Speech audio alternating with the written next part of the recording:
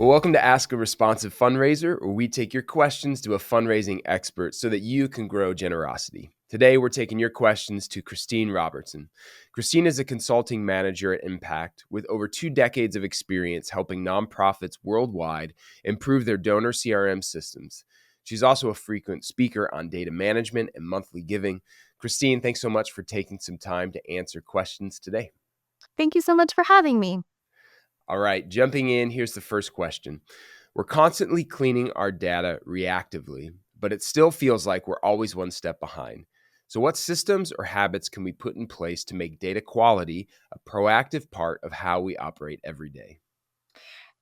That's such a great question. And, one of the things that I know I've said this in other places and parts, cleaning your data is so much like cleaning your house. Yeah, And I use that analogy often when I talk about data because it's so relatable to all of us, but it also really helps as you're framing this conversation.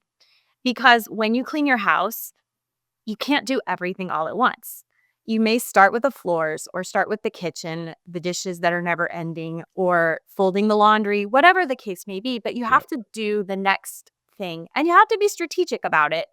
If you can't walk through the front door because there's a pile of trash, you need to start with the pile of trash. It doesn't mean the dishes don't matter. It means start with the first thing and just keep going. yeah, And that's such a visual for how we need to look at our data. Maybe today the problem is, what are your name formats? Are you addressing people's names correctly? Do you want titles? Do you want first and last name?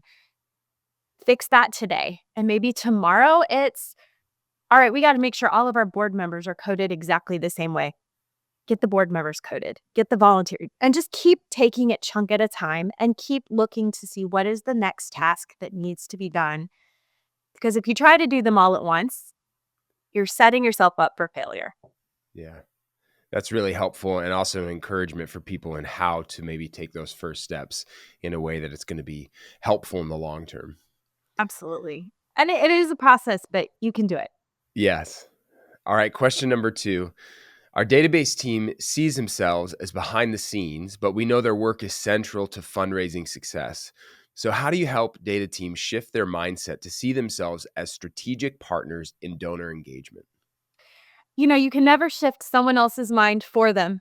I think we all wish we could. Yeah, But we can take some steps for that. And I think this is a really important one of including your database team members in all of your fundraising meetings yeah, that you can. I mean, obviously, some things you have to be strategic about, but when you're planning your next mailing, bring them in and ask them for their input. Ask them about what do we have in the system? What don't we have? mm, Help them start to think about what do you want to track in the long term. It's good for you and it's good for them. It helps the development team as a whole to know what are your limitations. Every CRM has them. So think about what are your limitations because of the way the tool works, or even because of the way you've set it up, because we yeah, see all of those.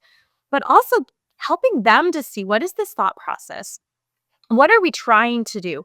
What are things that are important for major gift officers to know when they go to a meeting? And be strategic about those things. And I think the more we bring everybody together and talk about what we all need, the better our fundraising is in the long run. yeah. That's awesome. All right, question number 3. We're finally exploring automation, but admittedly, we're nervous about losing the nuance in donor engagement. So, what's your approach to building automations that reduce manual work but don't sacrifice thoughtful personal connection? Absolutely. I think one of the best places to start are those little things that an individual is changing every single time. So let's say you have a tag that you use to indicate a giving level, and you want to say this individual has increased their giving from this level to the next level. Use a tag and use an automation with that tag so that those tags are just always correct and they Yeah, always reflect exactly where your donors are. And I'm using the tag relationship here because I know that's a function in Virtuous. If you're using a different system, of course, use whatever you have. But that's a great place to start because that's saving your manual time. It's improving your data cleanliness. It's improving your reports. Get that under your belt. get that working, and then look at how the automation can feel more and more responsive, or how it can work for things that maybe don't need to be as personal, such as sending a notification to let someone know that their payment didn't process, or reminding them that a payment is coming up, or things like that, that maybe you can make it sound a little more personal in the automation, and use your stewardship as times that are really personal to the donors. Yeah, that's awesome. Christine, can you give people next steps if they want to connect with you or learn more about NPact? Sure. So the best place to connect with me is LinkedIn. I'm on there fairly regularly.